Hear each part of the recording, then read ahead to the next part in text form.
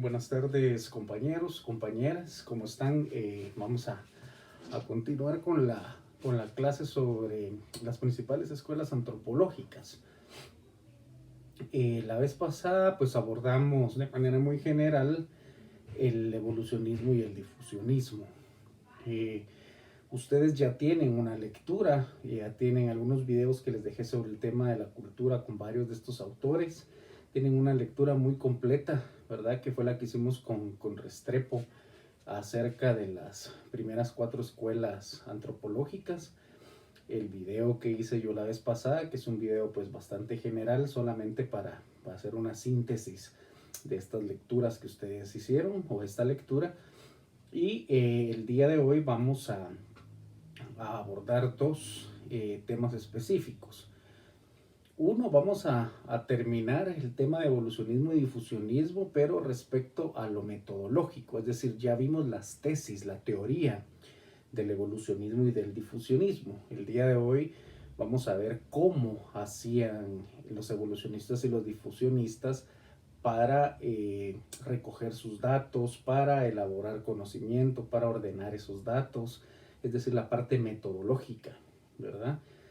Y vamos también a abordar el tema de particularismo histórico ya de una manera también más profunda, ¿verdad? Y el día viernes que tendríamos la otra clase, vamos a hacer un video sobre funcionalismo específicamente, para que la otra semana nosotros podamos entrar ya al tema de nuestra siguiente unidad, que es el de la investigación. Ahorita vamos a ir viendo ya el tema de la investigación cualitativa, la investigación cuantitativa, el método etnográfico, ¿verdad? Vamos a entrar ya a la parte más metodológica, ¿verdad?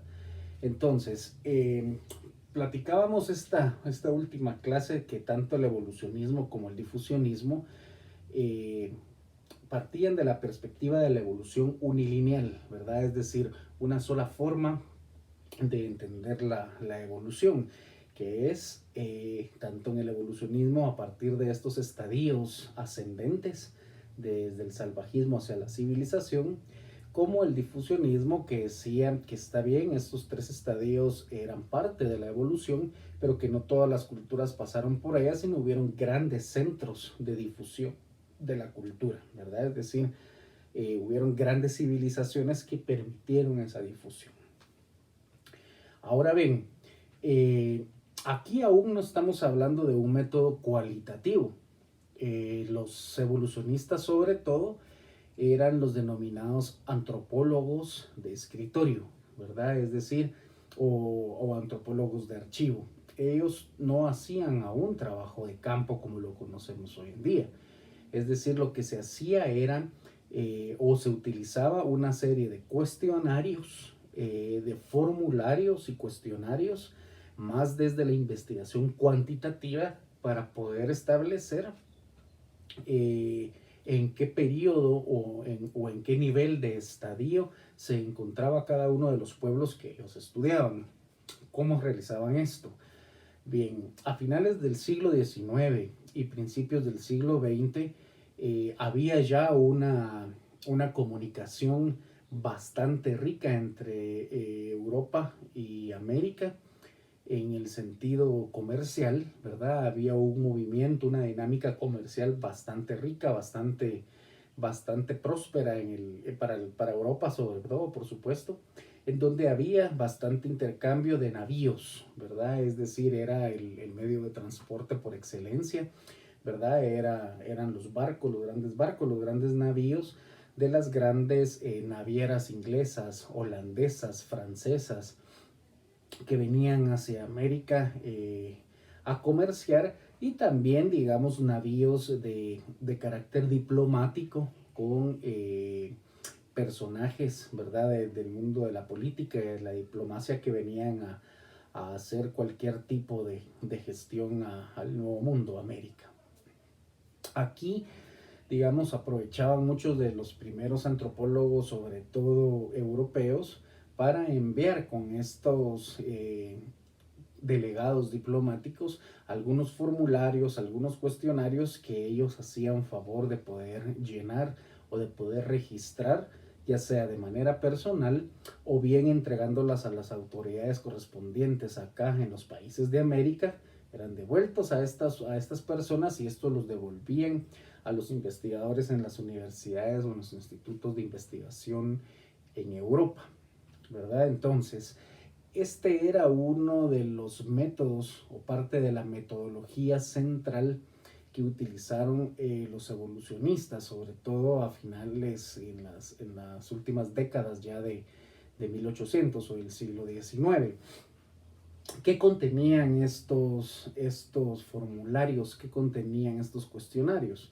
Pues bien, partimos, ¿verdad?, en la parte teórica, en las tesis del evolucionismo, de que Europa se posiciona como las culturas o como la cultura en general europea superior, ¿verdad? La cultura culmen, la cultura civilizada, y todos los demás pueblos van a ser entendidos como pueblos en estadios inferiores. Habría que o había que determinar en qué estadios estaba cada uno de los pueblos. Esta metodología que yo expliqué para América, por supuesto, la usaban ellos también, para África la usaban también, para Asia y todo el resto del mundo no occidental que ellos tenían ya bajo su mando, ¿verdad? Es decir, ya a finales del siglo XIX y principios del siglo XX estamos hablando ya de un mundo global, donde Europa es ya dueña, digamos, de todo el proceso comercial, militar, económico. Entonces lo van a hacer en todo ese mundo colonial, ¿verdad? Que le pertenece aún a Europa y en parte a Estados Unidos. Entonces, estos cuestionarios lo que buscaban era responder a características de la cultura material de los pueblos, ¿verdad? Entonces tenían varios apartados sobre el estilo de vida, sobre arquitectura, sobre arte, sobre actividades económicas, sobre formas de organización en general, ¿verdad? Entonces era una investigación cuantitativa porque se basaba en datos concretos, en datos de observación dura y luego en comparación con los diferentes pueblos, es decir, cuando ya ellos tenían todos los cuestionarios, todos sus instrumentos en sus manos, sobre pueblos asiáticos, sobre pueblos africanos, sobre pueblos americanos, ellos empezaban a hacer comparaciones y así determinar, digamos, los estadios, en qué nivel o grado de civilización o atraso estaban estos pueblos. ¿Qué contenían entonces? Un apartado donde se identificaba, ¿verdad?, el país, el grupo étnico al cual o la cultura a la cual se estaba analizando, eh, donde se identificaba, por ejemplo, entonces el nombre del grupo, donde se identificaban cuestiones sobre gastronomía, ¿verdad?, qué alimentos ingería o consumía el grupo cultural, cómo accedían a esos alimentos, ¿verdad? De qué forma, o sea, a partir todavía de la casa, a partir del intercambio, si había ya una comercialización moneda para obtener el alimento, cuestiones de arquitectura sobre cómo eran las viviendas, ¿verdad? Cómo eran en todo sentido, en el sentido de cuáles eran los materiales de construcción, ¿verdad? Si había uso aún de materiales rudimentarios naturales o había ya un uso de algunos otros materiales compuestos, ¿verdad? El techo, las paredes, el piso, es decir, una caracterización de cómo era la vivienda en general, cómo se distribuía la vivienda por dentro, ¿verdad? El espacio de la cocina, los espacios de los dormitorios, los espacios de convivencia común, es decir, toda una caracterización arquitectónica y una distribución social de la vivienda. ¿Qué otras cuestiones? Cuestiones económicas, ¿verdad? ¿Cuáles eran las prácticas económicas comunes? Si agrícolas, si agropecuarias, si de pesca, si de servicios en construcción, etcétera. Es decir, una identificación y una tipificación de cuáles eran las actividades económicas, etcétera, ¿verdad? Es decir, en todo sentido, también, digamos, en el espacio del arte, ¿verdad? Que artes estaban presentes, si había presencia, digamos, de danzas o de baile, si había presencia de pintura, etcétera. Es decir, todo un registro de las prácticas artísticas y culturales, registros también, por ejemplo, de cuáles y cómo eran, digamos, las pautas en la división del trabajo, ¿verdad? Cuál era el papel de la mujer, cuál era el papel del hombre, el de los niños, ¿verdad? Cómo se organizaban y se estructuraban socialmente, el tipo de educación que tenían, es decir, toda una descripción, ¿verdad? Todo un registro descriptivo de cómo era el grupo cultural al que se le estaba aplicando, digamos, este instrumento, ¿verdad? Entonces, a partir de estos indicadores, se le establecía un espacio, se le establecía un lugar, mejor dicho, en ese proceso, en esa escala de evolución, de progreso humano, que los antropólogos o la antropología de aquella época determinaba como la escala adecuada, digamos, ¿verdad? En esos espacios que hablábamos anteriormente. Entonces, de hecho, era una perspectiva sumamente parcializada, ¿verdad? Pero es la perspectiva de la época. Luego con eso, como les digo, se comparaban otros grupos culturales del resto del mundo para poder ir teniendo una idea de en qué momento de la civilización estaban los pueblos no occidentales. Estos cuestionarios eminentemente cuantitativos, ¿verdad? Entonces era prácticamente tener un listado, como un listado de qué falta y qué no, ¿verdad? Bueno, tipo de arquitectura rudimentaria, tipo de arquitectura, qué sé yo, digamos, compuesta, el tipo de vestimenta, etcétera. Era solo un registro muy descriptivo de cómo se comportaban las culturas, y luego a esto se le aplicaba todo un análisis ya a partir de la teoría evolucionista, digamos, ¿verdad? Ya se analizaban los tipos de organizaciones sociales y culturales, el tipo de familias, eran familias nucleares extendidas, cómo funcionaba el tema de la paternidad, de la maternidad, del matrimonio, la muerte, etcétera. Es decir, partían de lo concreto a cuestiones también subjetivas, sociales y culturales en los grupos humanos. A grandes rasgos, digamos que esta va a ser la forma metodológica en que el evolucionismo va a trabajar, digamos, así es la metodología, ¿verdad? El dato se recogía a partir de la aplicación de cuestionarios, de formularios para describir toda la forma de cultura material, social, cultural, subjetiva, espiritual, pero a partir nada más de un chequeo ya preexistente, de instrumentos preexistentes que solo iban al campo a comprobar, ¿verdad? A partir de ítems que ya venían preestablecidos. Entonces, esto es a grandes rasgos, para no darle muchas vueltas al tema del evolucionismo, porque ya lo leímos, lo hemos hablado, pero era importante señalar un poco también sobre la parte metodológica. Entonces, estos cuestionarios eran aplicados a partir de viajeros, o si bien si el científico podía viajar y él mismo registraba, y si no, pues eran enmiendas, ¿verdad?, que se encargaban a viajeros para que se aplicaran, o a instituciones que se mandaban incluso por correo, ¿verdad?, por los barcos, y luego eran retornados estos formularios por parte de las instituciones de América, África, etcétera, hacia las colonias, hacia los centros coloniales. Entonces, digamos, esta era parte de lo que observaba, o cómo iba construyendo un antropólogo evolucionista su mirada sobre las culturas del mundo, ¿verdad? Su mirada sobre el estado de la civilización a nivel global.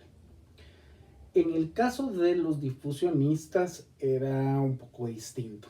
Siempre vamos a continuar en la línea de una perspectiva más cuantitativa, vamos a darle continuidad a esa perspectiva. Sin embargo, aquí se va un poco más profundo a la ciencia comparativa también. Pero, ¿qué era lo que observaba el difusionista a diferencia del evolucionista? ¿Verdad? Al difusionismo le interesaba conocer, el nivel de difusión de la cultura a partir del uso de artefactos en la cultura material, por ejemplo. ¿A qué me refiero? Por ejemplo, en un área, ellos estudiaban más las áreas culturales, como dijimos en la parte teórica en la semana pasada. A ellos les interesaban más las áreas culturales. Entonces no iban tanto por grupo aislado, sino que lo veían un poco más de manera regional, ¿verdad? O un poco más amplio o macro. Un ejemplo concreto en Mesoamérica, por ejemplo, los estudios del difusionismo en Mesoamérica podían implicar, por ejemplo, a partir de la gastronomía, identificar qué pueblos eran los que se sostenían y tenían como pilar fundamental en la alimentación el maíz, ¿verdad? Entonces esto les indicaba a ellos qué influencia geográfica había tenido la cultura maya, por ejemplo, en un área geográfica determinada. Y esto lo determinaban a partir de las prácticas culturales como el consumo, la siembra, la cosecha y el consumo del maíz. ¿Y qué relación tenía esta con la cultura? Porque entonces esto determinaba que los pueblos, que la civilización maya había tenido un área geográfica de difusión y de expansión de la cultura importante, porque no solo materialmente se comía, por ejemplo, tortilla, o se hacían determinadas bebidas de maíz, etcétera, que era un indicador material, ¿verdad?, del área que consumía el maíz como alimento y bebida, pero también la relación que tenía el maíz con la cultura o con la religión de los pueblos. Esto también era un indicador de que esa área cultural había influenciado espiritualmente, en la parte espiritual también a estos grupos, que esa cultura se había difundido. Lo mismo con el uso de otros alimentos o con el tema de los mitos fundadores, ¿verdad? ¿Qué pueblos coincidían en un área geográfica amplia con la misma cosmovisión de un mito fundador? Es decir, cuántos pueblos de alrededor del núcleo de la cultura o de ese centro cultural creían que habían sido formados, por ejemplo, a partir de la deidad o de la idea y de la imagen de Quetzalcóatl o la serpiente emplumada, por ejemplo, ¿verdad? Eso es un indicador de influencia geográfica y cultural sobre las demás áreas, ¿verdad? Es decir, cuando nosotros vemos que hay en un área geográfica amplia una misma creencia, una misma cosmovisión sobre los mitos fundadores, quiere decir que toda esa área geográfica estuvo influenciada desde un centro cultural específico. Lo mismo podemos ver para el caso, por ejemplo, yo les hablaba la otra vez en aquellos mapas que pues no pudimos ver a cabalidad, y lamentablemente estoy con la deuda de poderlo subir. Pero si ustedes entran a su computadora, a su teléfono, cualquier dispositivo y ponen buscan un mapa de difusión de la cultura musulmana, es decir, vamos a ver nosotros que parte de un centro, de un núcleo, pero que se va a expandir, ¿verdad? Esa cultura a partir de procesos de guerra, de procesos comerciales, de procesos de contacto cultural en general. La cultura se va a expandir, se va a difundir, ¿verdad? En otras áreas geográficas. Y esto implica que nosotros podemos darle seguimiento metodológicamente a ese centro cultural a partir de las creencias, a partir de las prácticas culturales y sociales de otros grupos sociales, de otros grupos culturales y humanos que están alrededor de ese núcleo. En este sentido, pues nosotros vamos a tener un núcleo central para el tema de los árabes musulmanes, para el tema del islamismo, ¿verdad? El Islam va a tener un núcleo central y vamos a ver nosotros que en poco tiempo, ¿verdad? Alrededor de 1 o 2 siglos vamos a tener un mapa ampliado con una difusión de la cultura islámica bastante grande hasta llegar a Europa, digamos, hasta ocupar toda Europa, la parte norte de África y por supuesto todo el Medio Oriente, ¿no? Es decir, vamos a ver que de esa zona nuclear cultural se va a difundir. Entonces, para los difusionistas es importante hacer esa observación y levantar ese análisis también a partir de cuestionarios, a partir de instrumentos cuantitativos que definan, digamos, que por qué en ciertos países de Europa está presente la religión, el Islam como religión, ¿verdad? ¿Por qué? Es decir, qué prácticas culturales están definidas y determinadas en el arte, en lo culinario, por ejemplo, porque hay una cocina fuertemente influenciada por la cultura árabe musulmán, por el islamismo. ¿Por qué hay, digamos, en el arte influencia, en el flamenco, por ejemplo, una influencia fuerte de las escalas de la música árabe, por ejemplo, ¿verdad? En la vestimenta, en la arquitectura. Entonces, los difusionistas también registraban esa cultura material, social y cultural, pero a ellos no les interesaba tanto como en el evolucionismo ir a hacer ese registro en cada uno de los pueblos, sino a ellos les interesaba ver más qué áreas tenían influencia o qué áreas geográficas compartían los mismos elementos culturales para poder determinar, para poder sostener, argumentar, justificar sus tesis y sus teorías difusionistas, ¿verdad? Y como les decía yo la vez pasada, esta teoría tuvo mayor aceptación y tuvo mayor desarrollo en el mundo teórico científico de la antropología porque es una teoría, una escuela más desarrollada, ¿verdad? Es una escuela que con mayor desarrollo, ¿verdad? Es decir, lo que los difusionistas plantearon ha sido históricamente más demostrable, más pertinente, ¿verdad? El evolucionismo nos ha dado muchos aportes, nos dio grandes aportes para entender esas etapas de desarrollo y de evolución en la humanidad, pero el difusionismo nos enseña, digamos, cómo ciertas grandes culturas o civilizaciones tuvieron el papel de difundir en determinadas áreas geográficas la cultura, ¿verdad? Cómo dieron pie, digamos, al inicio y al desarrollo de manera acelerada de la cultura humana, ¿verdad? Es decir, cómo nosotros como especie pudimos empezar a expandirnos y a tener conocimientos cada vez más elaborados, ¿verdad? Más profundos. Y el difusionismo entonces utiliza esta metodología, ¿verdad?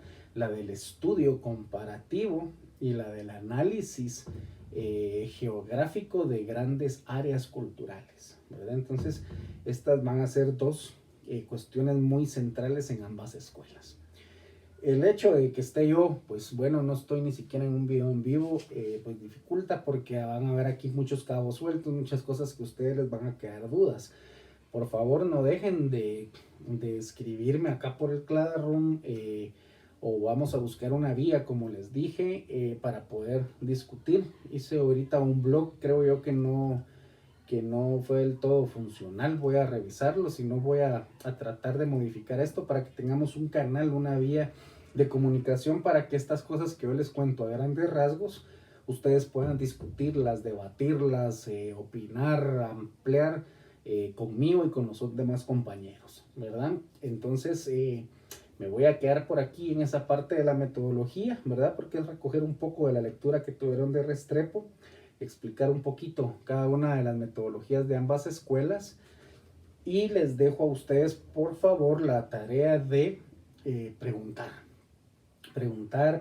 y que podamos empezar a discutir porque pues obviamente el hecho de no estar cara a cara, ¿verdad? En el espacio del aula pues complica un poquito a veces comprenderlo todo, ¿verdad? Hay cosas que a mí se me escapan o cosas que tal vez no dije de manera muy clara y a ustedes les va a generar y les va a quedar duda, que es normal en cualquier proceso de enseñanza-aprendizaje.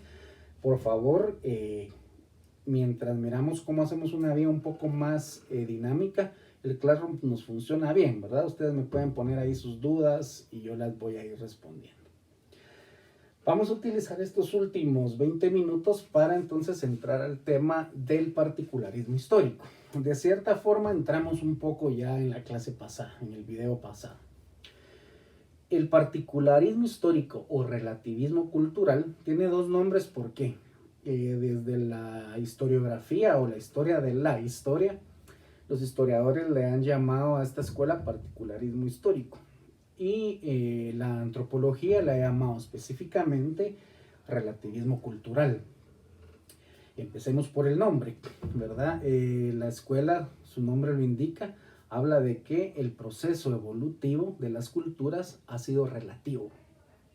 Es decir, es relativo en el sentido de que cada una de las culturas tuvo procesos de evolución y de civilización particulares, ¿verdad? Es decir, alternativos, alternos, ¿verdad? Cada cultura tuvo su propio proceso. Y aquí se rompe la primera escuela que rompe con la evolución unilineal de las primeras dos escuelas, evolucionista y difusionista, ¿verdad? Estos hablaban de esa línea, ¿verdad? De esa vía unilineal.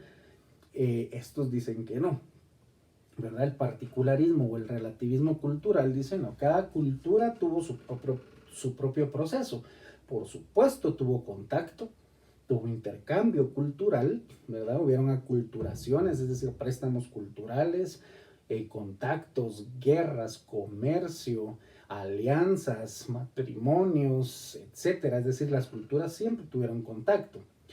Pero en ese proceso civilizatorio, cada cultura, digamos, cada gran área cultural, y esto sí de cierta forma lo van a compartir con los difusionistas porque sí quieren que haya áreas culturales, grandes civilizaciones que influencian a pueblos más pequeños o a culturas menores, pero que cada cultura tuvo su proceso. Y ellos se basan mucho, como platicamos algún día en clase, en los procesos, perdón, en los contextos ecológicos, ¿verdad? Entonces dice, no son las mismas necesidades, no van a ser las mismas prácticas, ni va a tener el mismo desarrollo técnico, tecnológico, social, cultural. Los grupos civilizatorios del Ártico que los grupos civilizatorios del área subtropical selvática o los grupos civilizatorios de las áreas desérticas. ¿Qué tiene que ver un desierto con un área polar, con un área helada? ¿Y qué tienen que ver estas dos con un área tropical selvática, con grandes selvas y bosques tropicales? ¿Verdad? Van a ser contextos ecológicos totalmente distintos. Primero lo material, es decir, primero la posibilidad de desarrollo material, es decir, mi vida, ¿verdad? La vida de nuestro colectivo, de nuestros grupos, cómo sobrevivir comiendo, por supuesto, teníamos que comer, refugiarnos, vestirnos, cubrirnos del frío, del agua, es decir, todos esos elementos inmediatos, concretos, van a estar determinados, por supuesto, por el contexto ecológico, ¿verdad? En un lugar yo voy a tener madera suficiente, ¿verdad? Determinados frutos, lianas para construir, amarrar esa madera. Voy a tener una diversidad alimenticia mucho más amplia que en un área desértica, ¿verdad? En un área desértica yo voy a tener grandes limitantes en el tema de los materiales de construcción. Van a tener que ser otras formas. Un área ártica, por ejemplo, en un área de sumamente fría e inhóspita, pues voy a tener que recurrir a la pesca sobre todo. Voy a tener otros materiales de construcción, ¿verdad? Como son los famosos iglús, por ejemplo, que no tienen nada que ver con una cabaña de madera del área selvática. Es decir, mi entorno tiene mucho que ver, ¿verdad? Mucho que ver primero con mi desarrollo, con mi reproducción material y social. Pero también estos primeros elementos, cuando nosotros no teníamos sistemas religiosos tan especializados como los actuales del Islam, el cristianismo, el budaísmo, etcétera, digamos, sino que eran las primeras formas de creencia religiosa, las primeras formas de explicarnos a partir de deidades construidas, los elementos naturales, pues también los elementos inmediatos básicos van a jugar un papel central, ¿verdad? No por gusto en la cultura maya, el jaguar tiene un papel preponderante, ¿verdad? El mono va a tener un papel preponderante, la serpiente va a tener un papel preponderante. ¿Qué nos están diciendo esos tipos de animales? ¿verdad? Es decir, no vamos a encontrar monos en el hielo ni en el desierto, ¿verdad? Nos están indicando qué tipo de cultura es la que, es decir, esa fauna, esa flora que está en mi entorno va a intervenir también en la construcción de mi espiritualidad y en los simbolismos, en el simbolismo de cómo yo me explico el cosmos, el universo, etcétera, ¿verdad? Entonces, eso es relativismo. Eso es decir, la evolución de la cultura es relativa o es particular, ¿verdad? Hay particularismo histórico o relativismo cultural. Cada cultura es particular y sus procesos fueron relativos, ¿verdad? No podemos hablar de evolución unilineal. Entonces aquí se establece la idea de evolución multilineal. Es decir, la evolución tuvo múltiples líneas, la civilización tuvo múltiples líneas de desarrollo, ¿verdad? Y estas estuvieron definidas, uno, por el entorno o el contexto ecológico, ¿verdad? Pero dos, también estuvieron definidas por los procesos históricos, ¿verdad? La historia tiene mucho que ver, ¿verdad? Cada gran civilización, cada grupo y cada área geográfica tuvo experiencias históricas distintas, guerras distintas, grupos invasores distintos, digamos, en algunas estaban bajo acecho constante, otras más alejadas no tuvieron mucho acecho, etcétera. Estos procesos históricos tienen mucho que ver en la forma en que yo me desarrollo, ¿verdad? No es lo mismo vivir, digamos, en un país o en un área geográfica de relativa paz, ¿verdad? Porque no tenemos el poderío militar económico y nuestra cosmovisión está ligada a otra percepción de la naturaleza, de lo social, y la guerra no es parte nuestra, entonces digamos nuestros procesos van a ser pacíficos, más tendientes hacia otros elementos de reproducción social, a vivir en un país, digamos, como en la actualidad lo sería Estados Unidos, que han habido siempre imperios y fuerzas imperiales en la historia. Estados Unidos es un país de guerra, ¿verdad? Ellos hablan de la guerra, ellos viven de la guerra está presente, digamos, en todos los elementos cotidianos de la sociedad estadounidense, ¿verdad? Es un país guerrerista, ¿verdad? Y otra área geográfica decíamos que no, ese proceso histórico tiene que ver también, así como el contexto ecológico, el contexto histórico es muy importante, ¿verdad? Entonces aquí tenemos una escuela que nos dice no, ¿verdad? Es imposible que todas las culturas humanas tengan que haber pasado o sufrido el mismo proceso evolutivo. Perdón, un segundo. El particularismo entonces va a utilizar otra metodología. Aquí empezamos a ver ya los primeros brotes de trabajo de campo. Si bien en el evolucionismo nosotros vimos a Morgan y a Taylor como los dos grandes padres del evolucionismo, si bien en el difusionismo vimos a Fraser, digamos, como uno de los grandes elementos entre otros, sobre todo muchos antropólogos alemanes, en el relativismo cultural o particularismo histórico nosotros vamos a encontrar a un antropólogo central que es Franz Boas. Franz Boas es el padre del relativismo cultural o particularismo histórico. Y esto está conectado por todos lados. Primero, Franz Boas, bueno, en el evolucionismo teníamos un antropólogo inglés y un norteamericano. Y aquí en el particularismo tenemos nosotros un antropólogo, Franz Boas, que es originario de familia judío-alemana, ¿verdad? Pero que es una persona que llega a los Estados Unidos porque la familia empieza de cierta forma a tener ya que migrar por ese surgimiento antisemita ya en Europa, ¿verdad? Es decir, la persecución a los judíos. Esto tiene mucho que ver, es decir, las escuelas están hechas por seres humanos y los seres humanos estamos impregnados de nuestra historia y de nuestra experiencia de vida, de nuestra experiencia cotidiana, histórica, familiar, etcétera, ¿verdad? Entonces una escuela no es algo aislado a la persona, no surge de la nada, de la abstracción pura. Entonces el particularismo histórico está hecho por una persona que le responde a las otras escuelas antropológicas, pero sobre todo le responde también a quienes hacen y fundaron esas escuelas, ¿verdad? A ese europeo, a ese norteamericano blanco, eurocéntrico, occidental, que ve en el judío una raza, entre comillas, una raza inferior, una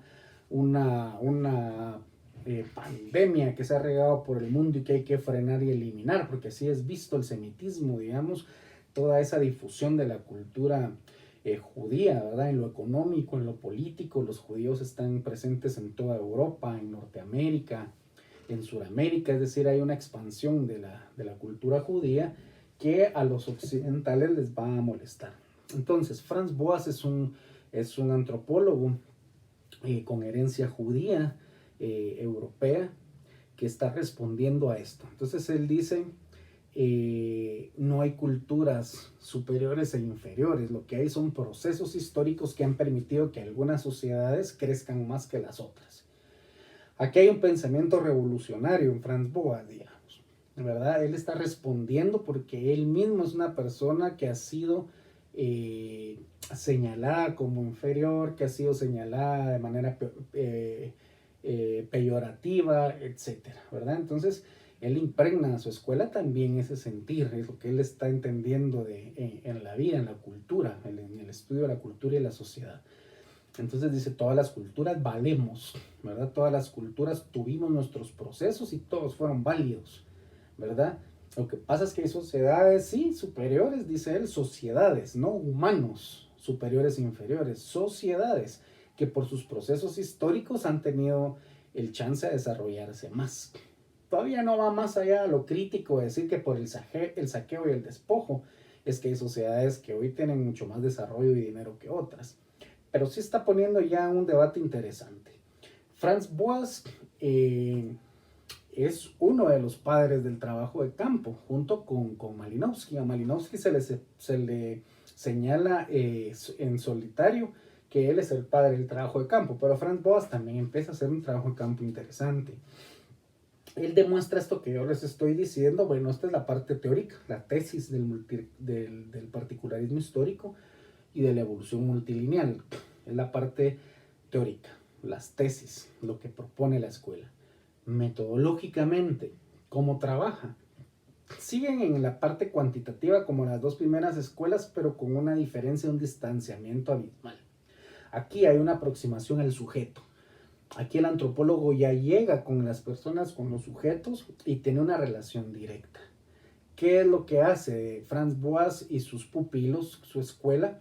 Empiezan a trabajar mucho tanto en Estados Unidos como en México incluso, y ellos empiezan a tomar medidas, ¿verdad?